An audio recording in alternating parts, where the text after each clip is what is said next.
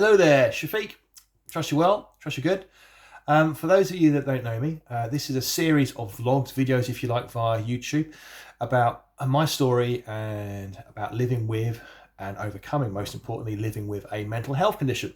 And it's something that I'm massively passionate about. I am a confidence and empowerment coach, a vlogger, public speaker and author of this book. The reason why I have this book out is because there's some words or particular sections of my life that I can't talk about due to words and triggers, but they're all in the book. And most importantly, it gives me credibility for you guys out there that are concerned about my credibility.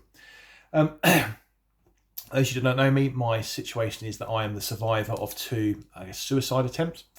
The first one being in 2006 and the second one being in 2016. So I've lived a life. I've overcome an awful lot of obstacles in my life, but most importantly, day to day, I show people that just because you have had tough times or you've experienced particular situations in your life, you can overcome them and create the best version of yourself, shall we say.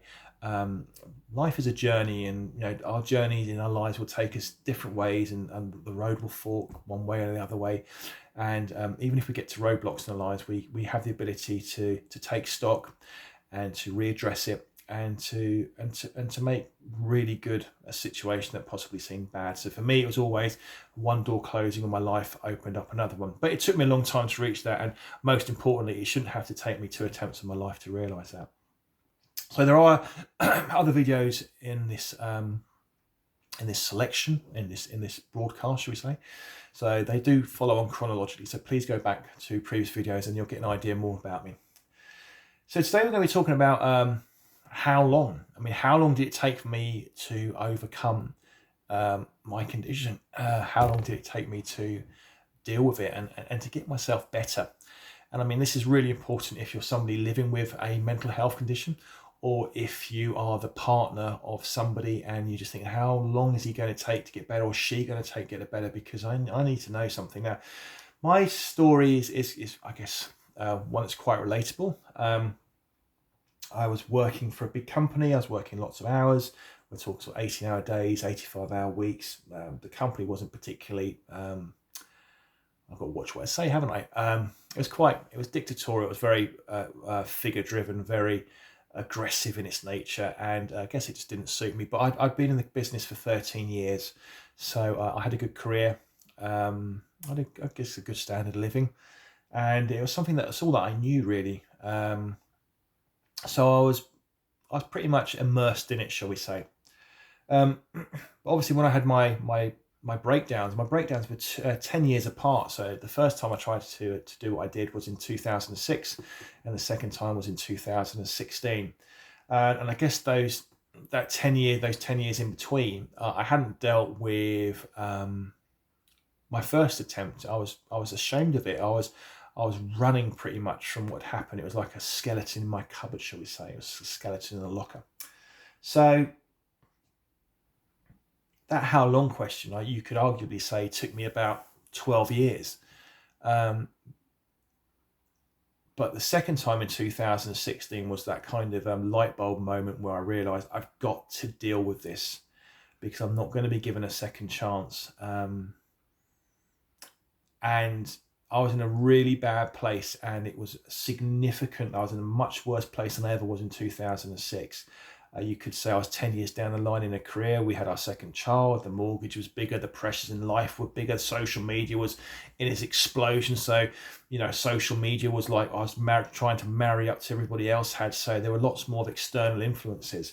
So, I guess life was harder for me. And it was just ramping up. And because I hadn't dealt with 2006, there was obviously a frailty there, shall we say. A frailty that I didn't want to acknowledge. I've always thrown weights about. I'm an ex-PT. So yeah, it was difficult to acknowledge, shall we say. But for me personally, it took me the best part of 18 months to come out the other side of my darkest hour. And I call it in the book, My Darkest Day, April the 6th, 2016. And for me personally, it might seem like nearly 2 years is a long time, but obviously doing what I do day to day, I know people who've been dealing with this sort of stuff for 15, 20, 30 years, for a lifetime.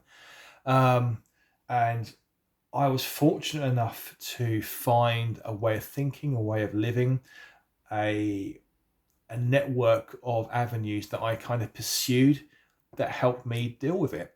But most importantly, I did take medication, and it's something that you have to be careful what you say, because I'm not medically trained, but I do have sort of 13 years worth of experience of taking prescription drugs, of antidepressants, of mood stabilizers, and I can tell you that 90% of them worked for me. There were particular ones that really didn't work for me.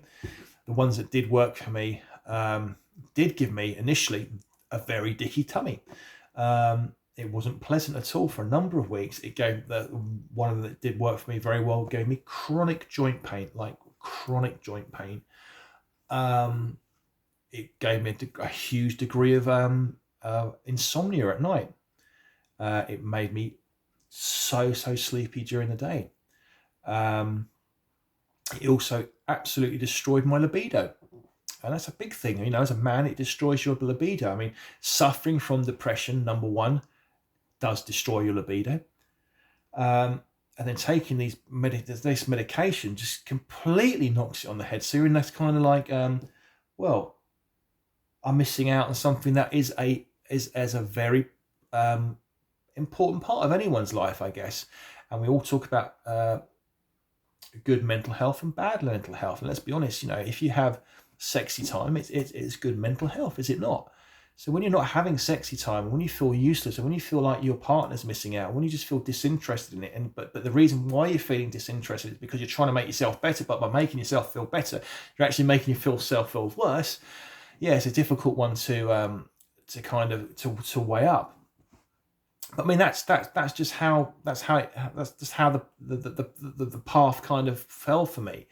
But it took me about 18 months, and that 18 months was pretty hard. A lot of it was, for the first sort of 8 months, was just sitting there, taking stock, realizing I wasn't well, understanding that by sitting still, which is very difficult for me to do after being such a workaholic, that was good for me.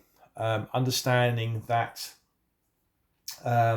talking to people, understanding that going to self-help groups, understand that being referred to here in the UK, the NHS, was a good thing. Recovery College, Richmond Fellowship, Surrey Borders, Samaritans, seeing psychiatrists, and talking. And it was only after about 2 years when I created my business, shafiqempowermentcoaching.co.uk, and became a speaker and a coach and a mentor and I guess an author, then the whole world knew what I was going through. So it took its time, but most importantly, I understood that even though over that time there were good days and bad days, that the scales started to tip in my favor, that there were more good days than bad days. And once you start to see that, then you've turned the corner. And just as we often say in the coaching sort of persona, just about when you're about to make your breakthrough, you're at your hardest point. So just when you're about to reach the summit of Everest, you're absolutely at your lowest, you're gasping, you're exhausted, you're spent physically, but then you reach the accolade, then you're at the top of the mountain. And for me, I started to surround myself in self-help books, meditation, yoga, going on YouTube, listening to people like myself, Les Brown, Tony Robbins, Mel Robbins, John Rohn, all that sort of stuff, enabled me to understand how my mind was working and how I could achieve anything I put my mind to. But everyone's an individual, and just to wrap up, it took me the best part of 2 years to overcome my chronic depression and chronic anxiety, and get rid of those thoughts that led me to ultimately want to take my life in April 2016. So Thanks for your love and support. As I always say, due to YouTube algorithms, please like, please share, please subscribe, please put comments out there, because once the channel becomes more and more interactive, it'll become onto the top pages, and most importantly, it become accessible to everybody else, because otherwise I'd just be lost there down the bottom of the thumbnails and no one will get to see this, and most importantly, empower them and change their lives. So I look forward to seeing you in a new video. Have a great day. Cheers. Bye.